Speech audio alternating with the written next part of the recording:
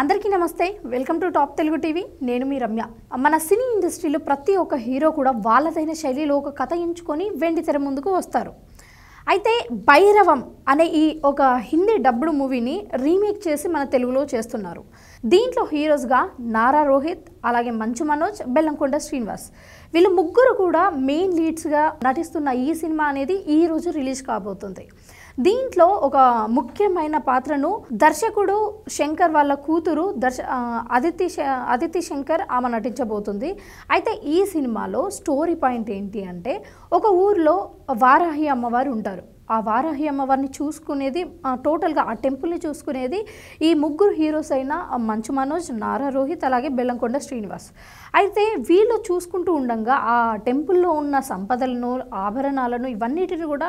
దోచుకోవడానికి ఒక టీం అనేది వెయిట్ చేస్తూ ఉంటుంది అది వెయిట్ చేస్తూ ఉన్నప్పుడు వాళ్ళు ఈ సంపదను ఎప్పుడైతే దొంగలిస్తాము అని వెయిట్ చేసినప్పుడల్లా ఆ సిచ్యువేషన్ వచ్చినప్పుడు ఈ ముగ్గురు హీరోస్ కూడా ఎలా రియాక్ట్ అవుతారు ఆ సిచ్యువేషన్ని ఎలా ఫేస్ చేస్తారు అండ్ అక్కడ జరిగే ఫైటింగ్స్ సీన్స్ అన్నీ కూడా ఇది స్టోరీ లైన్ అయితే ముఖ్యంగా ఈ సినిమా అసలైన సినిమా ఇది ఎప్పుడు స్టార్ట్ అవుతుంది అంటే స్టార్టింగ్ ఒక 20 minutes బోరింగ్గా ఉన్నప్పటికీ ఒక 20 to 25 minutes అయిపోయిన తర్వాత అసలైన స్టోరీ అనేది మొదలవుతుంది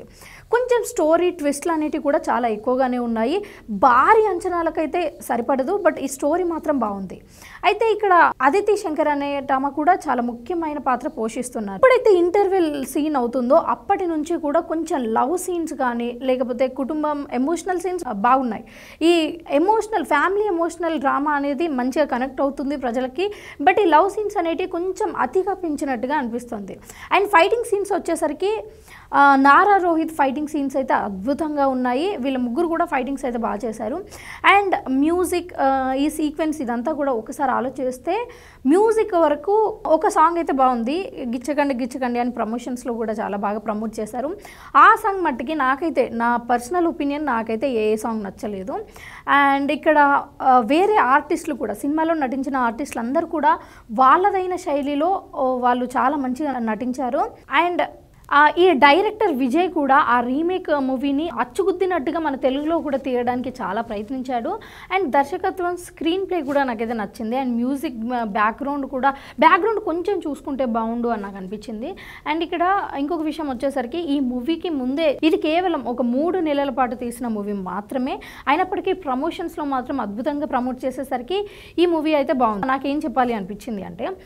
బేసిక్గా family drama love story fightings ఇవన్నీ కూడా ట్విస్ట్లు అయితే బాగున్నాయి సో నాకైతే ఈ మూవీ నచ్చింది బట్ పర్సనల్గా ఎవరైతే ఎక్కువ ఎక్స్పెక్టేషన్స్ పెట్టుకొని వస్తారో వాళ్ళకు మాత్రం యావరేజ్గా అనిపించవచ్చు బట్ జనరల్గా నారా రోహిత్ కావచ్చు మంచు మనోజ్ కావచ్చు బెల్లంకొండ శ్రీనివాస్ కావచ్చు ఇది ఒక కమ్ బ్యాక్ మూవీ అని చెప్పొచ్చు ఎందుకంటే వాళ్ళు ఇంతకంటే ముందు చాలా సంవత్సరాల క్రితం రాక్షసుడు ఈ మూవీస్ చేసుకొని వచ్చారు అయితే బెల్లంకొండ శ్రీనివాస్ యాక్టింగ్ విషయానికి వస్తే రాక్షసుడు మూవీలో యాక్టింగ్ కంటే కూడా ఈ మూవీలో చాలా బాగా యాక్ట్ చేశాడు అండ్ మిగతా వీళ్ళందరికీ కూడా ఈ మూవీ చెప్పుకోదగ్గ విషయం ఎందుకంటే ఈ ఎవరి 100% వాళ్ళు ఇచ్చారు హీరోలు అయితే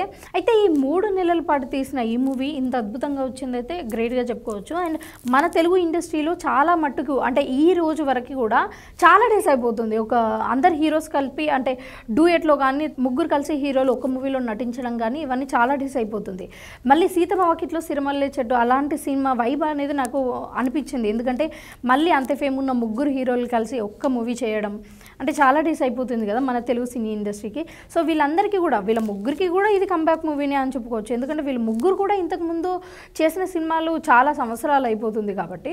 సో ఇప్పటికైతే ఈ సినిమాకి అయితే నేను ఇచ్చే రేటింగ్ అయితే 3.5 అంటే చాలామందికి నచ్చచ్చు నచ్చకపోవచ్చు నాకు మాత్రం ఈ ఫ్యామిలీ డ్రామా కానీ లవ్ సీన్స్ కొంచెం ఓవర్ అనిపించాయి అండ్ ఫైటింగ్స్ కూడా చాలా బాగా యాక్ట్ చేశారు మూవీలో ఎవరైతే యాక్ట్ చేశారో యాక్టర్స్ మాత్రం వాళ్ళ ఎఫర్ట్స్ అయితే చాలా 100% ఇచ్చినట్టు అనిపిస్తుంది బట్ కొంచెం టెక్నికల్గా చూసుకోవాల్సి వచ్చింది అండ్ సాంగ్స్ విషయానికి వచ్చేసరికి ఒక్క సాంగ్కి మించి నాకైతే నచ్చలేదు అండ్ మిగతాది ఒకసారి మీరు థియేటర్కి వెళ్ళి చూడండి మీకు నచ్చిందా లేదా అన్నది కూడా కింద కామెంట్ సెక్షన్లో కామెంట్ చేయండి